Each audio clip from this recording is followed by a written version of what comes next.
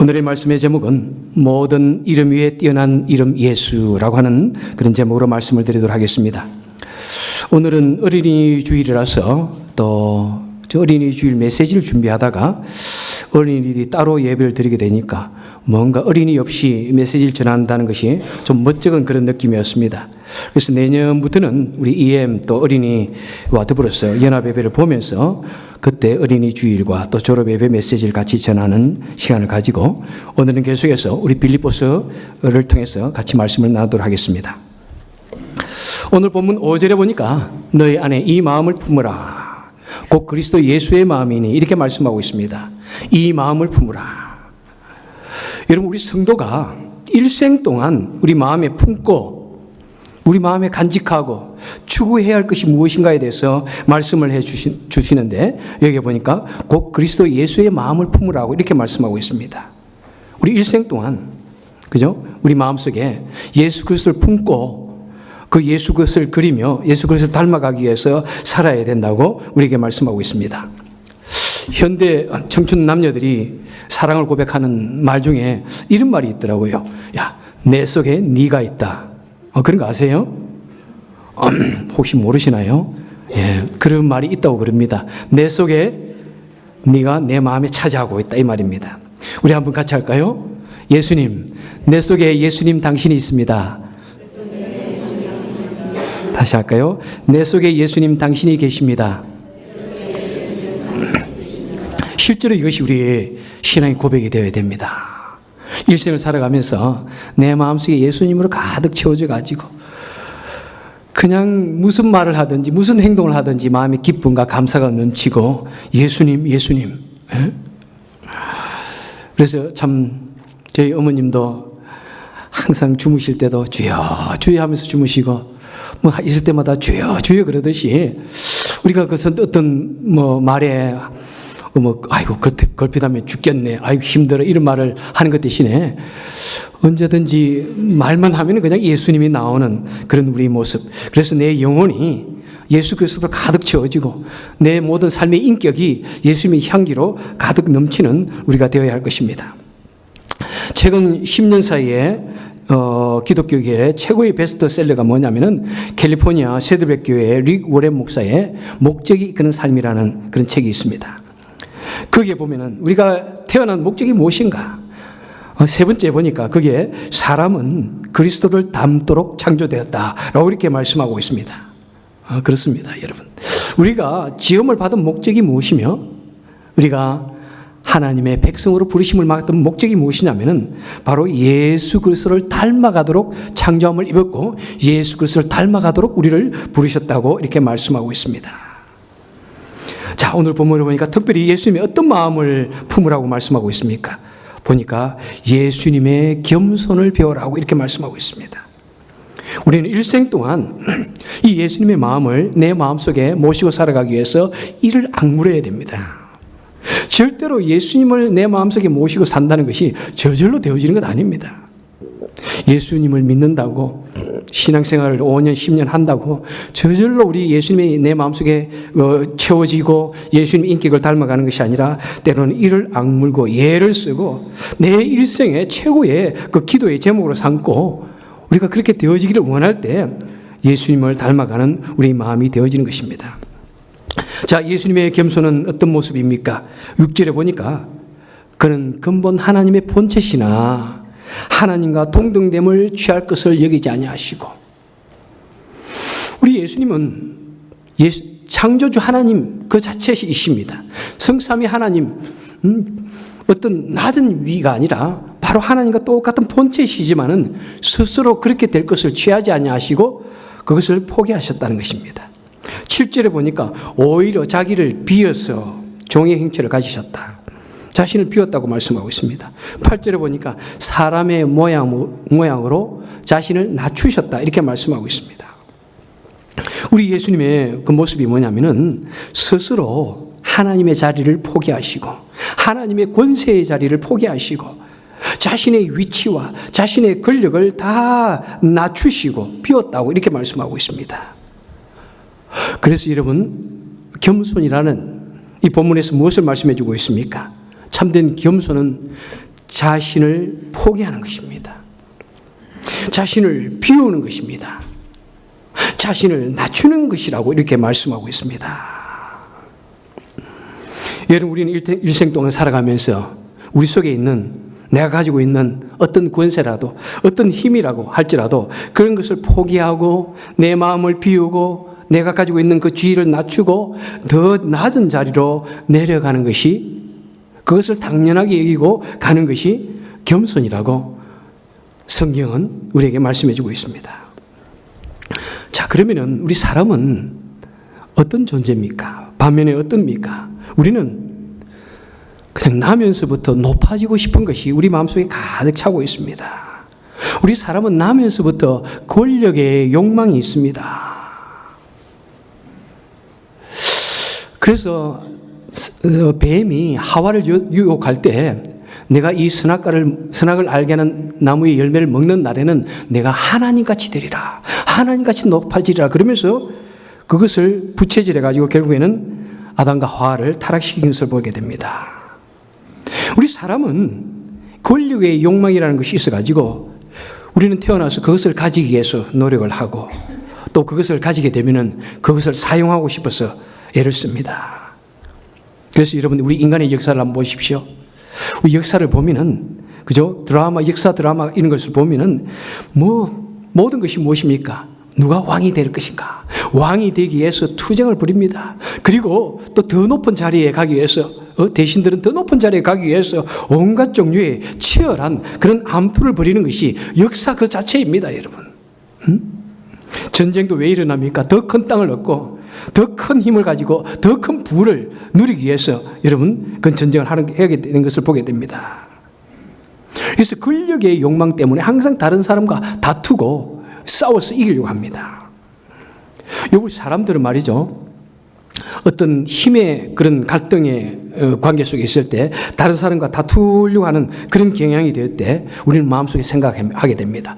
또는 다른 나라와 전쟁을 하게 될 때 우리는 생각하게 됩니다. 내가 싸워서 이길 수 있을까?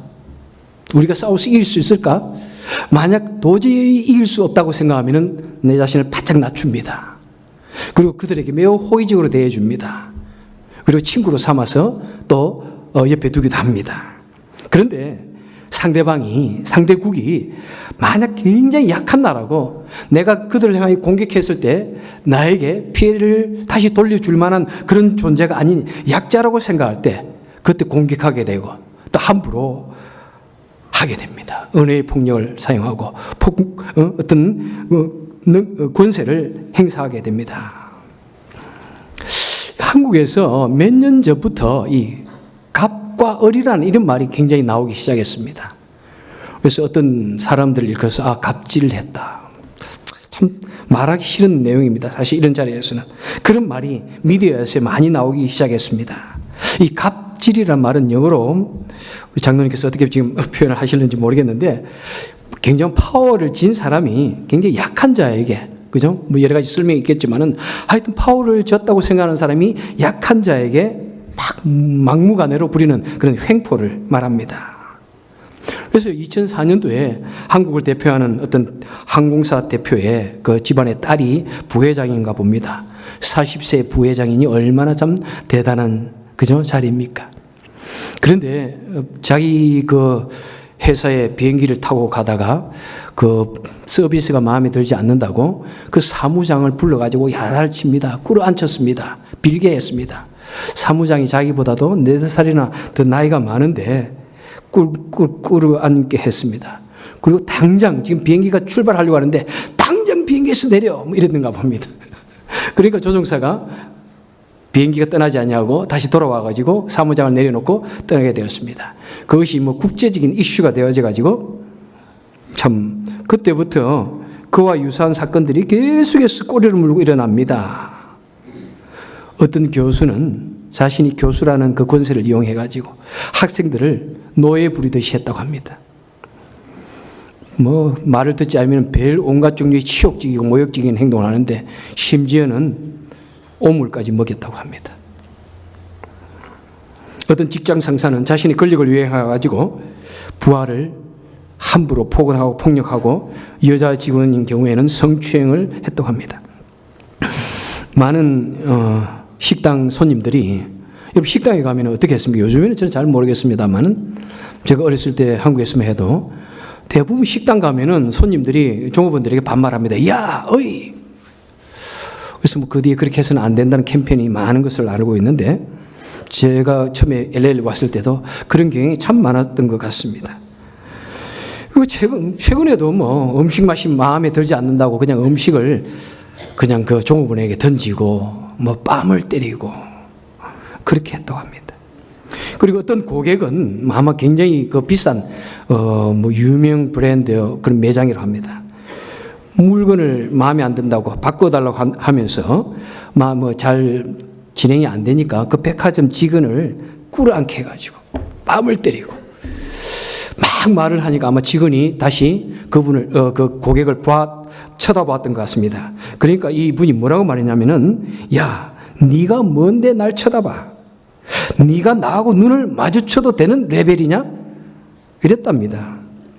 참, 그죠? 그러니까 자기가 너무 대단한 사람이라고 생각하니까 그런 데서 마음껏 하는 거예요, 그냥. 도저히 나에게 다시 어떤 상대방이 힘으로 자신을 해할 수 없다고 생각하니까 마음껏 하는 거예요, 그냥. 어떤 유명 간장 공장, 우리 한국 사람들 그 간장을 안 마신 사람 없을 것입니다.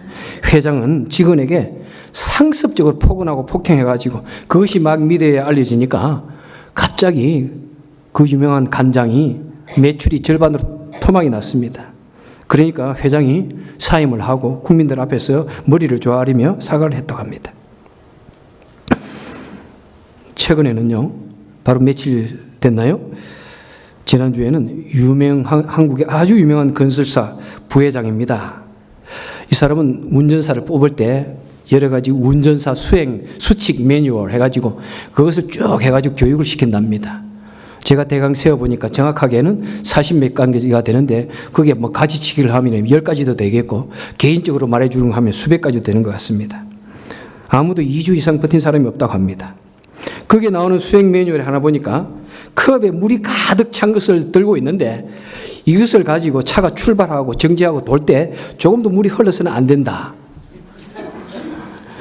그래가지고 만약 자동차가 갑자기 스탑을 해가지고 약간 고개가 끄떡할 정도면은 그냥 발로 가지고 앞에 있는 운전사의 차를 그 의자를 차가지고 그냥 당장 내려 뭐 이런답니다. 그리고 운전을 할 때 옆에 사이드 미러를 접고 그 다음에 룸 미러를 돌려라. 도대체 왜 이런가? 그랬더니 읽어봤더니 안전 운행을 위해서 몸을 돌려라는 게 있지 않습니까? 사이드 미러만 보지 말고 몸도 돌려라 하는데 그것을 제대로 하기 위해서는 사이드 미러를 아주 없애고 아주 몸을 90도 이상 뭐 확 돌려가지고 보라는 거예요, 여러분. 그래도 얼마나 그게 위험합니까? 내가 몸도 어느 정도 돌려야지 한참 돌리면은 앞에 추돌 사고가 일어나기 쉽지 않습니까? 룸 미러는 왜 돌리라는 말인가? 그랬더니 자꾸 이 눈하고 운전사 눈하고 뒤에 앉아있는 자기 눈하고 마주치니까 기분 나쁘답니다. 그래서 이걸 완전히 돌려버려라. 그래서 사이드 미러 없이 룸 미러 없이 어떻게 운전이 됩니까? 그것이 그 사람들이 생각하는 자기들이 생각하는 그런 뭐 그렇게 안전 운행을 해야 된다고 생각하는데 말이 안 되잖아요. 말도 안 되는 그런 매뉴얼을 가지고 상습적으로 폭언하고 폭행하고 1년에 40명의 운전사를 갈아치운다고 합니다. 자, 이런 말을 들으니까 어때요, 여러분? 너무 마음이 아파요. 사실 마음이 무너집니다. 사실 이런 말을 하고 싶지 않습니다. 이런 자리에서 저는 좋은 이야기만 하고 싶은데 분노가 치밀합니다. 그런데 저는 가만히 그런 걸 생각하면은 우리도 모르는 사이에 그 말도 되지 않는 메뉴를 내 마음대로 가지고 내 마음속에 가지고 있다는 거예요, 여러분. 내 말도 안 되는 것을 조금씩 가지고 있습니다. 그것을 품고 살아갑니다. 그리고 마음껏 때로는 내 배우자에게, 때로는 어린 아이들에게, 자녀에게, 부하에게, 약한 사람에게, 또 매우 착해가지고 나에게 달라지지 않은 그런 사람들에게 막 해야 되는 그런 것이 있습니다. 그죠? 물론 우리가 인생을 살아가면은 전혀 그렇지 못하지, 그저 어떤 때는 해야 할 경우가 있지. 우리 자녀들에게 야단을 쳐야 될 때도 있고요. 뭐 그렇게 해야 될 때가 있지만은 그런데 그런 정당한 것을 말하는 것이 아니라 때로는 말도 되지 않는 나는 그것이 옳다고 생각하지만 상대방이 생각할 때 말도 되지 않는 그런 매뉴얼, 인생 매뉴얼, 인간관계 매뉴얼을 내가 가지고 있다는 것입니다, 여러분. 그래서 은혜의 폭력을 막 사용하고 실제로적인 폭력을 사용하는 것입니다. 그래서 여러분, 갑질이라는 것은 보면은 약자로 보이는 사람에게 함부로 말하는 것을 말합니다. 상대방의 인격에 관계없이 내 마음 하고 싶은 대로 하는 것. 일방적으로 내가 포근을 하는 것은 다 갑질이라고 생각하면 됩니다. 여러분, 그런데 우리 주님께서 그 모든 권세를 다 가졌는데, 하나님의 권세를 가졌는데, 세상을 심판할 권세를 가졌는데, 한 번에 하늘에서 번개를 내려서 사람을 어떻게 멸망시킬 수 있는 그런 권능을 가졌는데, 우리 주님께서 그 모든 권세를 스스로 포기하시고 제한하시고 절제하셨다는 것입니다, 여러분. 그리고 낮추셔가지고 모든 사람들 중에서도 가장 낮은 자의 모습으로, 가장 천한 자의 모습으로 스스로 낮추시고 비우셨다는 것입니다, 여러분. 바로 그런 주님을 내 마음속에 모시고 살아가는 것이 참된 겸손이라는 것입니다, 여러분. 저는 특별히 이 말씀을 생각하면서, 야, 우리 기독교, 우리 지도자의 자리가 정말 그런 것을 위해서 주님께서 너는 바로 나를 닮아라, 이런 겸손을 품으라 그러는데, 오히려 우리 기독교 지도자들이 가장 주님의 뒤를 따라가지 않는 사람이 아닌가, 그런 생각을 할 때가 참 너무나 많습니다. 저는 그것이 너무나 괴롭습니다, 실제로. 여러분, 우리 한국교회의 가장 심각한 문제는 무엇이라고 생각합니까? 가장 심각한 문제 한 가지만 되라면 저는 우리 한국교회의 제도와 직위가 권력화되어졌다는 사실입니다. 권력 구조가 되어졌다는 사실입니다. 여러분, 한번 어떤 제도가 권력 구조가 되어지면은 그 속에는 모든 악이 그 속에 다 기생하게 됩니다. 다 모든 종류의 악이 다 다른 형태로 자라가 나오지만은 실제로는 그것이 권력화가 되어졌을 때 나오는 형태라는 사실을 기억해야 됩니다.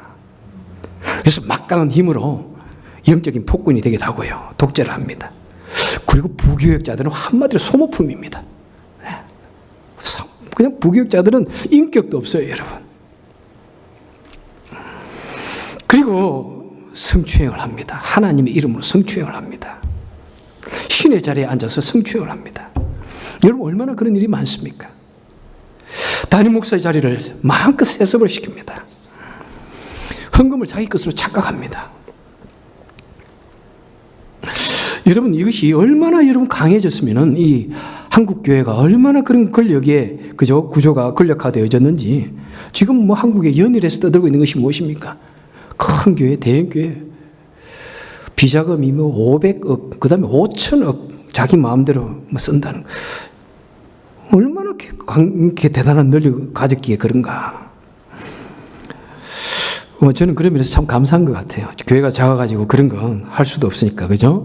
그런 것, 뭐, 치부할 만한 그것도 없으니까 참 감사한 것 같습니다. 여러분, 그런데 우리 목사들의 이런 추한 면도 참 많은데, 우리 평신도 지도자의 그런 권력화도 만만치 않습니다. 실제로 만만찮아요. 저는 사실 이 말씀을 지난주에도 사실 제가 지난주에 다른 그 이후의 말씀을 드렸지 않습니까? 이 말씀을 괜히 드리는 게 좋을까 안 좋을까 고민도 하고, 괜히 이런 말을 하는 것이 제가 인기 발언 같기도 하고, 또 우리 성도님들에게 오해도 살 수 있을 것 같아서 마음이 괴로워가지고 기도하며 이러다가 또 말씀을 전하게 됩니다. 여러분, 오해 없으시기 바랍니다. 저는 참 우리 교회가 이 평신도 지도자뿐만 아니라 정말 이 모든 것이 너무나 권력화되어졌습니다. 마치 어떤 지위상승으로 생각하고 명예화되어지고 생각하고, 그러다 보면 어떤 그 단체가 커지면 굉장한 권력 구조가 되어지죠. 그죠? 저는 담임 목사로서 여러분에게 먼저 모든 것을, 참 그런 권력이라는 것이 만약 나에게 주어진다면 스스로 좀 포기하려고 그럽니다. 저에게 주어진 이 담임 목사로서, 성경 교사로서, 진리를 다루는 문제로서, 그 다음 교회의 방향을 제시하는 그런 담임 목회의 그것에는 제가 최선을 다하지만은, 그것이 아닌 것에는 되도록이면 제가 저의 그런 것을 포기하려고 합니다. 그래서 되도록이면 모든 교회의 문제들은 여러분들하고 소통하고, 그 다음에 의논하고, 그 다음에 결정되어지는 대로 제가 뭐 고집하지 않냐고, 결정되어지는 대로 저는 할 겁니다. 그래서 저는 말씀과 진리의 문제가 아니라면은 우리 교회에서 약한 자가 되려고 그래요. 약한 자가. 그래서 우리 교회에서 만약 저보다 더 큰 소리 치는 사람은 뭐 하는 사람이에요? 안 되는 거예요, 여러분. 제가 약하게 살 테니까 다 저보다도 더 목소리가 작아야 된다고 생각해요. 예. 여러분도 저보다 더 목소리가 작아지면 되는 거예요, 여러분. 그냥. 저는 약 14년 전에요. 그러니까 지금보다 한참 더 젊을 때죠. 제가 우리 총회 임원이 되었습니다. 총회 임원이라는 말이 무엇인지 아세요? 약 목사들이 600명 내지 800명이 있는 곳에 서열로 치면 5손가락에 드는 사람이었다는 것입니다. 젊을 때입니다. 어쩌다 그렇게 됐어요? 그런데 교회 총회 임원이 되고 나니까 얼마나 권력의 맛을 저는 그때 처음을 봤습니다. 회의합니다. 오세요. 막 비행기 표하고 다 대어주고, 숙식비를 다 제공하면서 가면은 회의 그냥 몇 시간 하고는 그다음부터는 직사 대접을 받습니다. 그리고 한국의 총회, 다른 지역 총회 막 비행기 타고 한국에 갑니다. 물론 저는 그 정도까지는 안 됐지만은 가면은요, 완전히 그냥 대통령까지는 아니겠지만은 굉장한 직사 대접을 받습니다. 그리고 총회의 이름으로 그래서 내가 그때 속으로 느낀 것이 있습니다. 야, 그래서 다 이런 자리를 하려고 하는구나. 내가 젊을 때 이런 권력의 맛을 보고 즐기면은 내가 안 되겠구나. 그거는 주님이 원하는 것이 아니구나. 그때 제가 그런 직책을 이렇게 그런 중요한 직책을 하다 보니까 한 3, 4년 동안 거기에 깊이 인발브돼 하다 보니까 이러면 안 되겠구나 생각이 들더라고요. 그래서 내가 다음에 나이가 들어서 나이와 연륜과 경륜이 되어져 가지고 저절로 되면은 모르지만은 내가 젊을 때 이렇게 하는 것은 정치꾼이 되는 것이다. 사꾼이 되는 것이다. 내가 하지 않아야 되겠다. 그때 딱 끊었습니다. 그것이 약 14년 동안 딱 끊고 나서는 지금 초야에 묻혀가지고 총회에 가봐야 내가 누군지도 아무도 모르고요. 지금 총회 어떤 임원 같은 거 안 한 지가 10몇 년이 됐어요.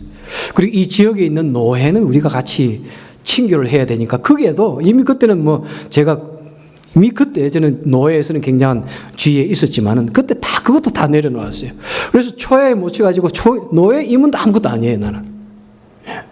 가장 중요한 것은 우리 교회 성도님들과 더불어서 내가 목회하는 이것이 가장 중요하다. 내가 그런 것은 절대로 하지 않아야 되겠다. 이제 나이가 우리 노회에서는 내가 너무 어른이 됐어요. 서열로 치면 다 나보다 나이 많은 사람은 노회장을 아는 사람이 없는데 나 혼자 지금 안에 있으니까 너무 그런다고 지금 막 후배들이 당신 때문에 다른 사람이 노회장도 못한다 막 이러니까 나이가 드니까 그런 걸 할 수 없이 해야 될 것 같아요. 해야 될지도 몰라요. 시켜주면 하겠지만 그것도. 그래서 저는 이 지역이 너무 좋습니다. 다른 큰 지역에 가면은 그 지역의 목회자들 그런 모임 속에서 얼마나 제가 시달리는지 몰라요. 그 참 시달리더라고요. 조금만 자리가 높아지고 조금만 어떻게 유명해지면은 갑자기 달라져요. 저는 참 그런 것을 보면서 너무나 많은 상처를 받았어요. 친구들 목사들도요. 처음에는 농담하고 장난하고 이러다가 교회가 조금 되고 좀 유명해진다고 자기가 좀 교회가 커진다고 생각하면 갑자기 목이 뻣뻣해집니다. 한번 만나기도 힘이 들어요. 막 전화를 하면은 세크리터리가 받고 그다음에 부목사가 또 받고 그래서 참 한번 만나자 그러면 미리 전화를 주지 이런 거예요. 그러니까 참 우리가 과연 이것이 주님이 원하는 길인가? 주님께서 그렇게 너희들은 낮은 자리에 가라 그러고 섬기는 자가 되라 그러고 위선하는 자가 되지 말라고 그러는데 그런데 우리가 가장 많이 하는 게 우리더라고요. 그래서 저는 제 나름대로 그것에 관해서 굉장히 중요하게 저는 생각하고 어떻게 하든지 그것만큼 내가 다른 것은 잘 못하더라도 이것은 내가 마음속에 가지고 있기 때문에 이것만은 하지 않아야 되겠다 이렇게 생각을 합니다. 여러분 그러면은 목사만 이런 마음 가져서는 안 될 것 같아요. 우리 성도님들 저와 더불어서 그런 마음 좀 가져줄 수 있습니까 여러분? 교회의 평신도의 지도자의 자리 이것이 권력의 자리가 아닙니다. 여러분 명예의 자리가 절대로 아닙니다. 여러분 교회 평신도 지도자 자리도 여러분 오직 희생하고 섬기고 봉사하는 자리라는 것을 우리 마음속에 가득 채우고 우리 그렇게 살 수 있을까요? 여러분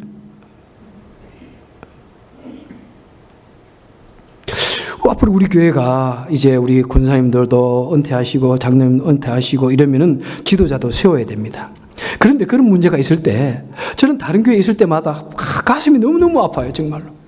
왜 그런 거 해가지고 한번 뭐 이게 뭐죠 선거운동 선거하고 나면은 그냥 시험 들어가지고 교회 떠나는 사람 너무 많아요, 여러분. 왜 그럴까요, 여러분? 왜 내가 어떤 지도자 자리에 못 뽑겠다고, 못 뽑히지 못했다고 시험이 들어가지고 사람이 나오고 또 그 사람을 따르던 사람들이 쭉 나가고 이런 일이 있을까요? 왜 그럴까요, 여러분? 왜 그럴까요? 왜 그럴까요, 여러분? 그것은 그 자리가 어떤 자리라고 생각하기 때문에 그렇습니까? 봉사의 자리라고 생각하지 않기 때문에 그런 거예요. 섬기는 자리가 아니라고 생각하기 때문에, 그 자리가 명예의 자리라고 생각하기 때문에 그래요. 그 자리에 어떤 권력이 어떤 것이 있다고 생각하기 때문에 그런 것입니다, 여러분. 어떤 서열에서 자기가 밀려났다고 생각하기 때문에 그런 거예요. 여러분, 만약 우리 교회가 앞으로 그런 지도자를 선출해야 될 때 내 마음이 그런 곳에서부터 좀 이렇게 완전히 프리해졌으면 좋겠어요. 자유스러워졌으면 좋겠습니다. 누가 뽑히든지 마음 상하지 않고 시험 들지 않고, 그죠? 누가 뽑히든지 분파가 생기지 않냐고, 누가 뽑히든지 항상 마음이 편안하고 교회가 평안할 수 있는 그런 교회가 되면은 정말 주님이 원하는 교회가 아닐까 생각합니다. 여러분 어떻게 생각하세요? 정말 봉사를 위해서 시간을 내어놓고, 봉사를 위해서 정말 물질도 내어놓고, 여러분 옛날 우리 부모 세대에 교회 뭐 그러면은 집도 파는 사람들이 주위에 그죠? 종종 많았잖아요, 여러분. 시간 물질 내어놓고 온갖 봉사를 다 하고, 그래서 교회의 지도자가 되고요. 그래서 교회 지도자가 되고 나면은 더 순수하게 더 그냥 열심으로 봉사하는 그런 것이 이 자리라는 것을 우리가 마음속에 새기고 우리가 같이 주의 일을 감당하는 우리 교회가 될 수 없을까요, 여러분? 여러분 사실 이 평신도 지도자는 무보수 반 풀타임 교육자가 되는 자리라는 사실을 꼭 기억하십시오. 물론 미국 교회도 다 그렇지는 않습니다만은 어떤 미국 교회는요, 그들의 마음속에는 이 교회 지도자가 된다고 하는 것은 반 풀타임 교육자예요. 반 풀타임 교육자는 뭐냐면은 주말에 교회에 나와서 온전히 봉사하는 것을 말씀합니다. 그러니까 이 미국 교회들은 어떤 교회 장로님이 된다고 하면은 정말 주말에는 나와서 거기 사는 거예요, 여러분. 그리고 정말 봉사합니다. 그리고 3년이나 6년 딱 봉사의 기간이 끝나고 나면은 그 다음에는 은퇴 장로가 아니라 그냥 미스터 뭐 이렇게 되는 거예요. 미스터. 그 다음에 만약 재직회에 들어가가지고 재정을 담당하면은 다시 디콘으로 돌아갑니다. 디콘이 다시 되기도 하고, 그냥 아니면 그냥 미스터로 돌아가는 거예요, 여러분. 얼마나 참 그것이 오히려 성경적이라고 참 생각하는 생각도 듭니다, 여러분. 그러니까 반 풀타임 교육자로 일해야 되니까 이건 오랫동안 할 수가 없는 거예요. 3년, 6년 이렇게 날을 정해가지고 하시다가 그 다음에는 아이고 목사님 더 못하겠습니다. 만약 이런 것이 우리가 정말 되어진다면, 우리 교회가 이런 것이 저절로 스무스하게 아무런 마음에 그게 없다면 얼마나 좋을까요? 우리 한국 교회가 지금까지 우리가 해온 것이 그렇지 않지 않습니까? 우리는 너무나 우리가 해온 관습이라든지 이런 것도 많이 생각하니까 이렇게 한다는 것이 어떤 면에서 너무 힘들지도 몰라요, 여러분. 힘들지도 몰라요. 그런데 우리가 그렇게까지 한번 할 수 있으면 참 좋겠다는 그런 생각입니다. 여러분, 우리 마음속에 있는 권력의 욕망을 버려야 됩니다. 포기하는 것이 주님 따라가는 것입니다. 아이들에게 말이죠, 어릴 때 장난감 총이라든지 칼을 사주면은 반드시 칼을 가지고 한번 휘둔답니다. 그 다음에 사람을 향하여 꽉 겨누어가지고 쏘는 형식을. 왜냐하면 그것이 권력의 욕망의 표현이랍니다. 마음속에 있는 권력의 욕망. 저는 참 그런 것을 보면서 우리가 진실로 주님 닮아가기 위해서는 이것을 버리지 않고서는 안 되겠구나 하는 생각을 많이 하고, 저는 그런 것 때문에 마음의 상처를 많이 가지고 있는 것이고 마음속에 많이 고민하는 목사입니다, 여러분. 여러분, 우리 가정교회 모토가 무엇입니까? 섬김으로 영혼 구원하여 제자 삼는 교회.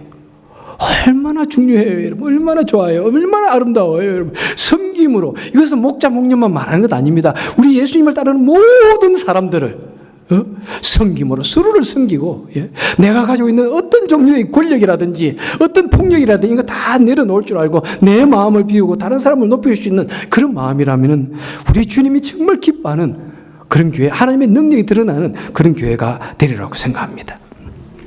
자, 우리 주님께서는 그렇게 하셨어요. 그래서 우리 주님께서는 어떻게 하셨다요? 8절에 보니까 죽기까지 순종하셨다. 모든 것을 다 포기하고 모든 것을 다 희생하셨어요. 죽기까지 복종하셨다고 말씀하고 있습니다. 십자가에 죽기까지.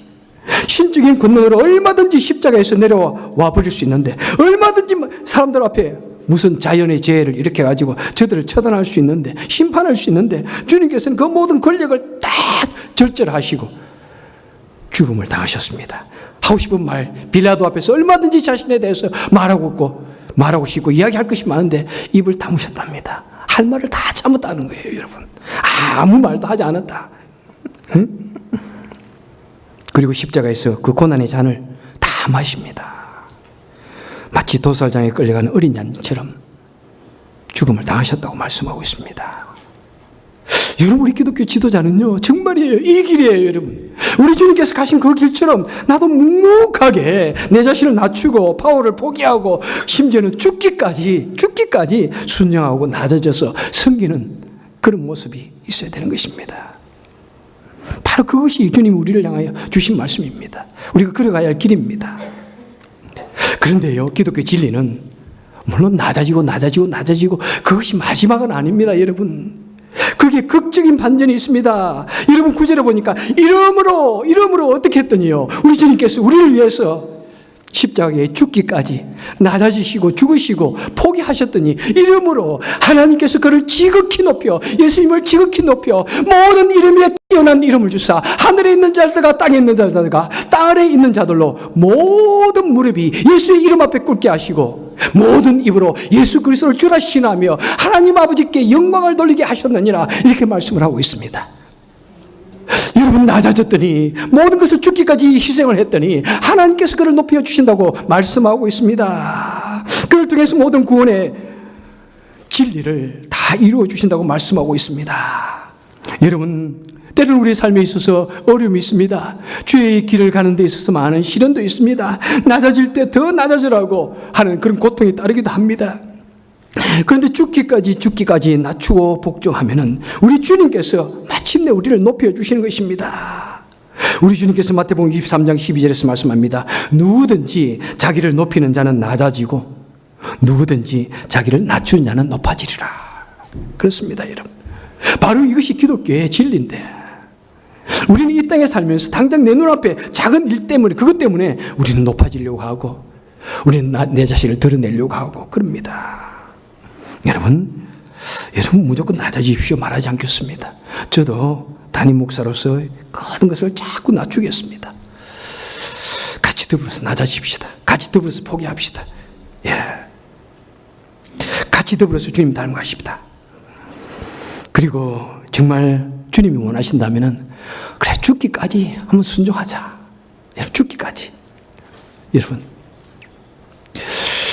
지난주에 그 트럼프 유세장에서 트럼프를 지지하는 사람과 트럼프를 반대하는 사람들끼리 서로 부딪혔습니다. 그래서 트럼프를 반대하는 사람들이 트럼프를 지지하는 사람들을 때려가지고 얼굴에 막 피가 막 쏟아지는 것을 신문에서 보았습니다. 뭐 트럼프가 훌륭하다 안 훌륭하다 저는 그런 이야기를 하는 것 아닙니다. 어떤 사람은 트럼프를 위해서도 피를 흘리기까지 충성을 하는데, 여러분, 트럼프를 위해서 피 흘리기까지 그렇게 열심을 하는데, 여러분, 우리 주님을 위해서 피 흘리기까지 그렇게 해봤습니까?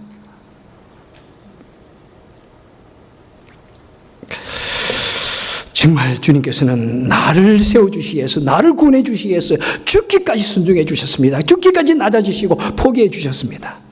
여러분, 우리도 그 주님을 닮아가면서 우리도 죽기까지, 정말 하나님이 원하신다면은 정말 주님 이 순교의 자의 이 삶은 영광의 삶입니다. 그렇게 하기까지 우리도 주님을 따라가고 주님을 섬기고 주님을 드러내어서 결국에는 하나님께서 우리를 높여주시는 우리 교회, 하나님께서 우리를 높여주시는 우리 성도님들, 하나님께서 우리를 높여주시는 하나님의 영광이 이 지역사회 속에서 크게 드러나는 저와 여러분 되시기를, 그래서 그때까지 낮아지시고 포기할 수 있는 우리가 되시기를 주님의 이름으로 간절히 축원해 드립니다. 기도하겠습니다.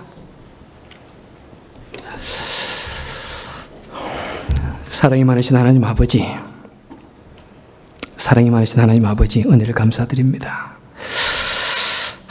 이 목사의 마음에도 너무나 많은 욕망도 많았습니다.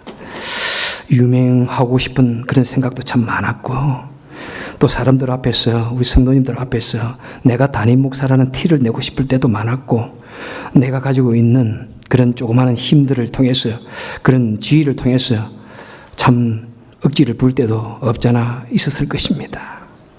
하나님, 정말 예수 그리스도의 마음을 내 마음속에 품게 하시고, 우리 주님이 원하신다면 모든 것을 다 내려놓고 모든 것을 다 포기하고 생명조차도 줄 수 있는 이 담임 목사가 되게 하시고, 그것이 우리 성도들 마음속에 그대로 전달되어지고 사실로 진실로 받아들여져서 우리가 합심하여서 서로 낮아지기를 애쓰는 우리 교회, 서로 낮아지기를 경쟁하는 우리 교회 될 수 있도록 도와주옵소서.